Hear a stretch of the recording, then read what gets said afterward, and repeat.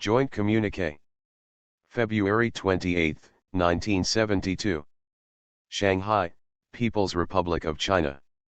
President Richard Nixon of the United States of America visited the People's Republic of China at the invitation of Premier Zhou Enlai of the People's Republic of China from February 21 to February 28, 1972. Accompanying the president were Mrs. Nixon, U.S. Secretary of State William Rogers, Assistant to the President Dr. Henry Kissinger, and other American officials. President Nixon met with Chairman Mao Zedong of the Communist Party of China on February 21.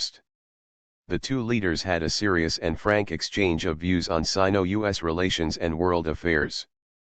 During the visit, extensive, earnest and frank discussions were held between President Nixon and Premier Zhou Enlai on the normalization of relations between the United States of America and the People's Republic of China, as well as on other matters of interest to both sides. In addition, Secretary of State William Rogers and Foreign Minister Xi Pengfei held talks in the same spirit. President Nixon and his party visited Peking and viewed cultural, industrial, and agricultural sites, and they also toured Hangzhou and Shanghai where, continuing discussions with Chinese leaders, they viewed similar places of interest. The leaders of the People's Republic of China and the United States of America found it beneficial to have this opportunity, after so many years without contact, to present candidly to one another their views on a variety of issues.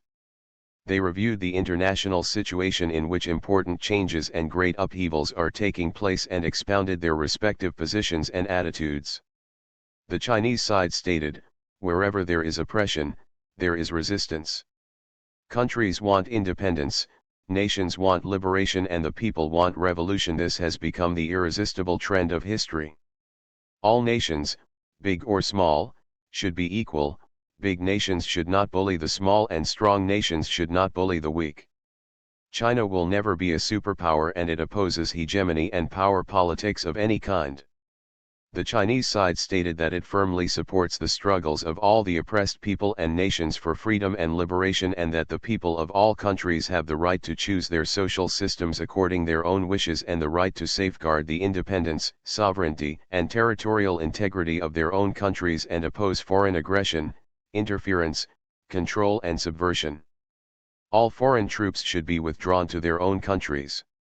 The Chinese side expressed its firm support to the peoples of Vietnam, Laos, and Cambodia in their efforts for the attainment of their goal and its firm support to the 7-point proposal of the Provisional Revolutionary Government of the Republic of South Vietnam and the elaboration of February this year on the two key problems in the proposal, and to the joint declaration of the Summit Conference of the Indo-Chinese Peoples.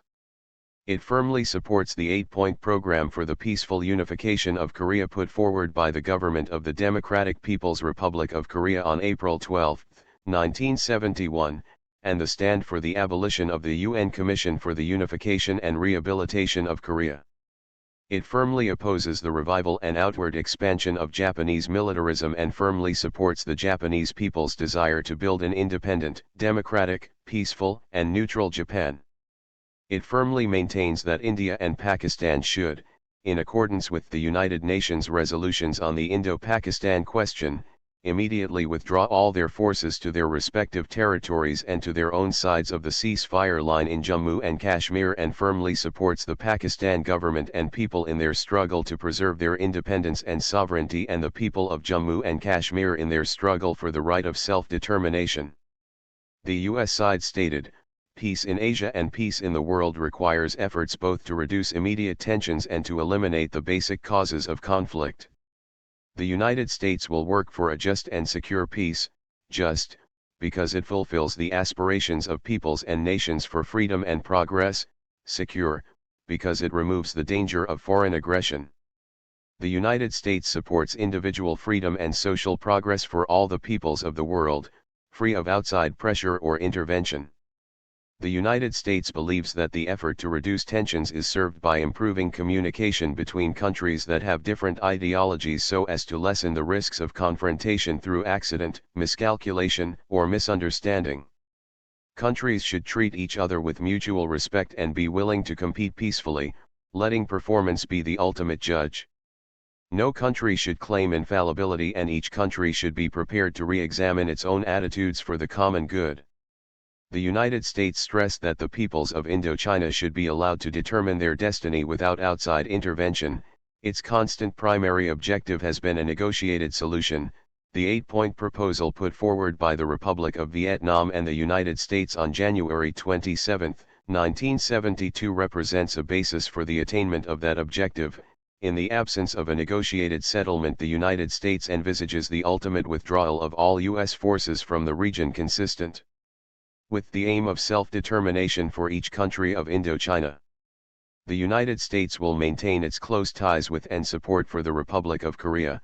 The United States will support efforts of the Republic of Korea to seek a relaxation of tension and increased communication in the Korean Peninsula.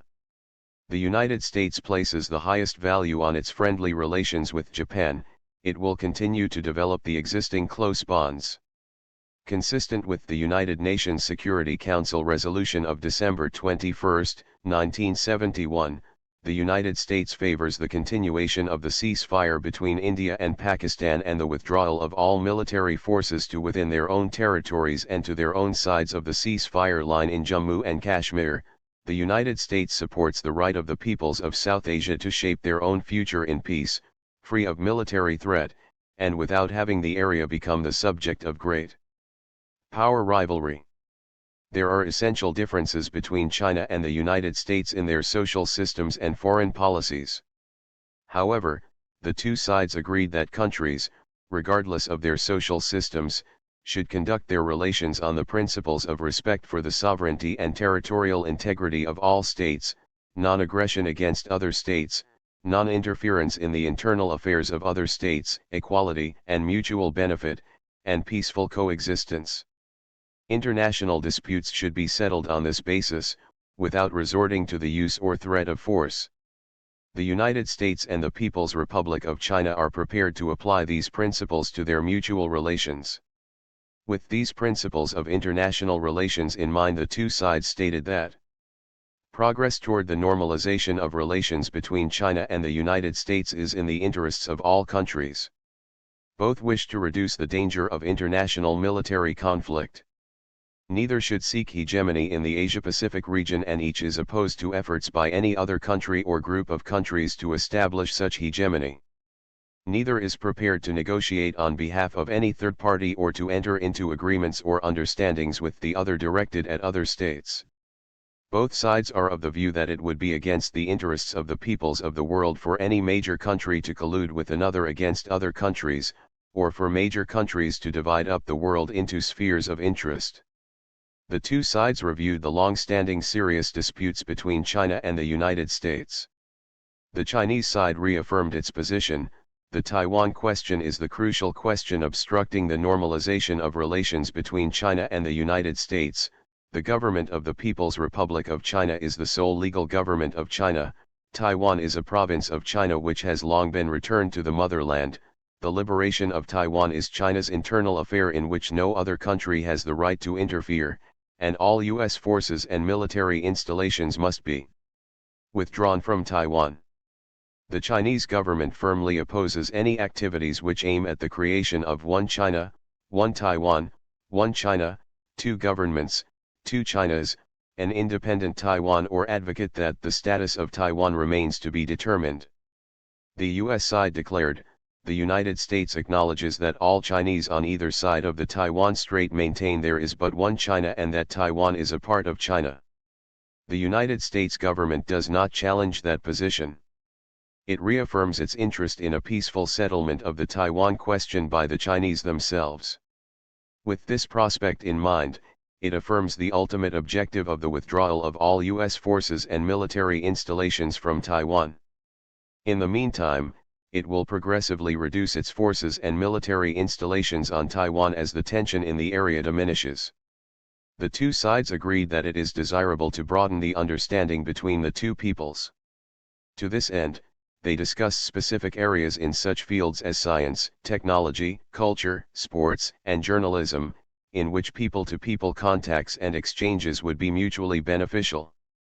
Each side undertakes to facilitate the further development of such contacts and exchanges.